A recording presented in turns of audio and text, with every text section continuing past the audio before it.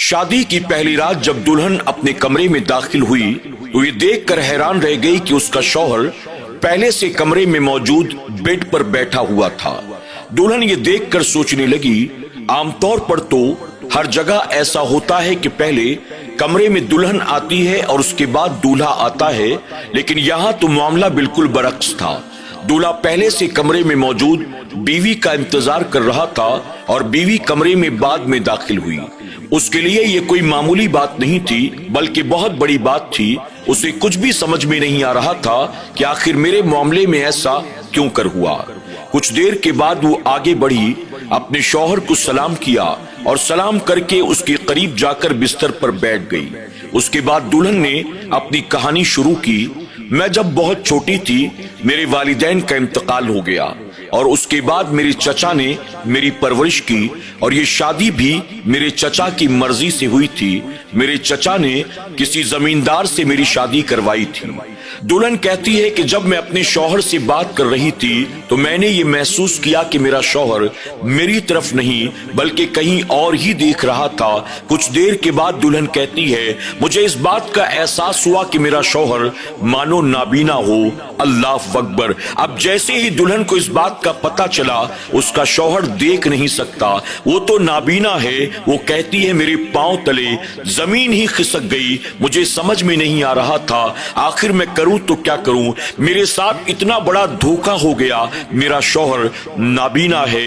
अब या तो मैं इससे तलाक ले लूं, अपने चचा को सारी बातें बता दूं और उसके घर वापस चली जाऊं, या तो मैं यहां से भाग कर कहीं चली जाऊं, या तो मैं अपने नाबीना शौहर के साथ अपनी जिंदगी को यूं ही गुजार दूं। मैं करूं तो क्या करूं। मुझे कुछ भी समझ में नहीं आ रहा था। मेरे दिल दिमाग में एक तूफान बपा था। मैं कोई फैसला नहीं कर पा रही थी। दुल्हन कहती है, मैंने पहले ही बताया, जब मैं बहुत छोटी थी मेरे वालिदैन का इंतकाल हो गया। मेरे चचा ने मेरी परवरिश की। जब मेरी वालिदा बाहयात थी वो अक्सर मुझसे कहती थी, मेरी बेटी का शौहर कहीं का शहजादा होगा, वो घोड़े पर सवार होकर आएगा और मेरी बेटी को ब्याह कर अपने साथ घोड़े पर बिठा कर ले जाएगा। मेरी माँ तो मेरे बारे में क्या कुछ कहा करती थी, क्या कुछ ख्वाब देखा करती थी, लेकिन मेरे साथ कितना बड़ा धोखा हो गया।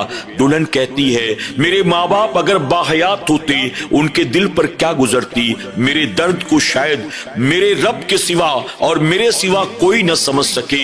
आखिर मेरे साथ इतना बड़ा धोखा कैसे हो गया। दुल्हन कहती है, इन्हीं सोचो फिक्र में डूबी हुई मैंने बहुत हिम्मत की, अपने हाथ को आगे बढ़ाया और मैंने अपने शौहर के हाथ को हाथ में लिया और मैंने उसे बोसा दिया। जैसे ही मैंने अपने शौहर के हाथ को चूमा, मेरे शौहर ने कहा, ऐसा करके तुम अपने आप को छोटा मत बनाओ। दुल्हन कहती है, अपने शौहर के इन जुमलों को सुनकर मानो मेरे दिल को ठंडक पहुंच गई, मेरे दिल को करार आ गया। फिर मेरे शौहर ने कहा, मेरी एक बात बहुत ध्यान से सुनो, तुम मेरे घर का एक फर्द हो और इस घर पर जितना मेरा हक है उतना ही तुम्हारा हक है।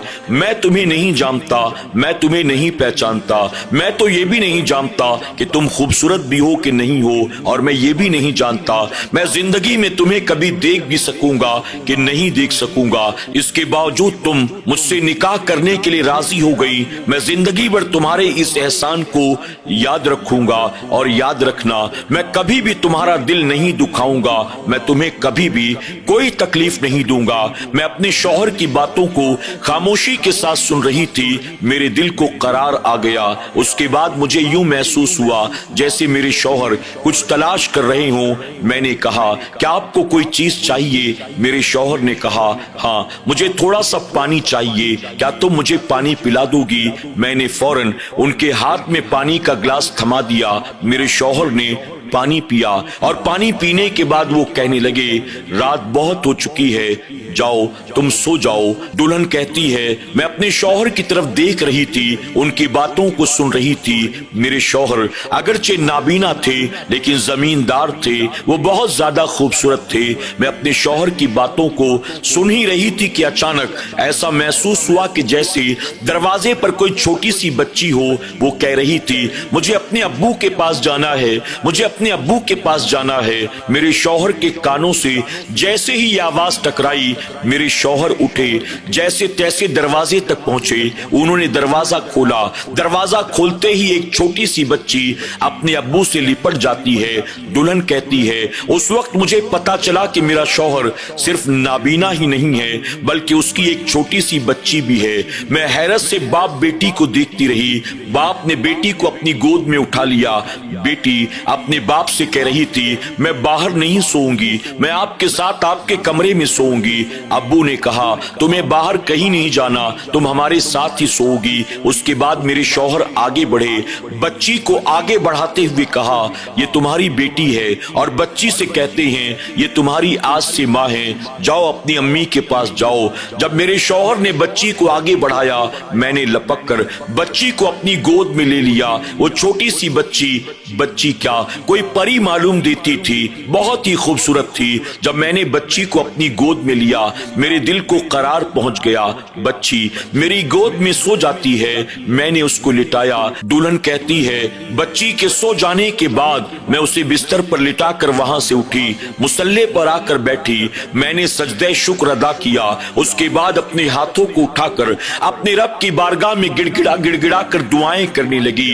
या अल्लाह, तू हमारा खालिक है, तू हमारा मालिक है, तू हमारा राज़िक है, तू हमारा भला हमसे बेहतर जानता है। मौला, तेरी मसलिहत, तेरे फैसले तू ही जानता है। तू ही हमें बेहतरीन जिंदगी देने वाला है, तू ही हमें तमाम नेमतें देने वाला है।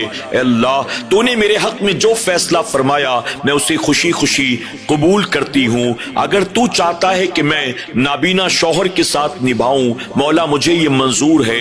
अगर तू चाहता है कि मैं अपने शौहर की बेटी को माँ बनकर पालूं, मौला मुझे तेरा ये फैसला भी मंजूर है। अल्लाह, तूने जो कुछ भी मेरे हक में फैसला फरमाया है, यकीनन इसमें मेरी भलाई ही होगी। फरमाया गया, रात के अंधेरे में बाप बेटी इत्मीनान की नींद सो रहे थे और दुल्हन मुसल्ले पर अपने रब का शुक्र अदा कर रही थी, अल्लाह की बारगाह में गिरियोजारी कर रही थी। सुभान अल्लाह। नाज़रीन इकराम, आज की इस कहानी से आपने क्या सीखा? कमेंट बॉक्स में जाकर जरूर कमेंट करें। कहानी पसंद आई हो तो इसे लाइक करने के साथ अपने दोस्त अहबाब के साथ शेयर करना न भूलें। आज की इस कहानी से हमें और आपको ये बहुत बड़ा सबक मिलता है। दुनिया में बहुत सारी औरतें ऐसी होती हैं जो जल्दबाजी में फैसले करती हैं और जिन जल्दबाजी के फैसलों की वजह से गलत कदम उठाती हैं, जिसकी वजह से उनकी दुनिया भी तबाह बर्बाद हो जाती है, आखिरत भी तबाह बर्बाद हो जाती है। लेकिन जिस तरह से आज की कहानी की दुल्हन ने सही फैसला किया, सब्र से काम लिया, अल्लाह की जात पर भरोसा किया, अल्लाह तबारक व तआला का शुक्र अदा किया, यकीनन अल्लाह तबारक व तआला उसे दुनिया में इत्मीनान और सुकून की जिंदगी अता फरमाएगा और इस सब्र शुक्र के एवज यकीनन अल्लाह तबारक व तआला उसे बाद मरने के जन्नत अता फरमाएगा। अल्लाह तबारक व तआला हमें और आपको ऐसी कहानियों से सबक हासिल करने की और एक दूसरे के रिश्तों को निभाने की, अल्लाह की हर नेमत पर अल्लाह का शुक्र अदा करने की तौफीक अता फरमाए। आमीन या रब्बल आलमीन।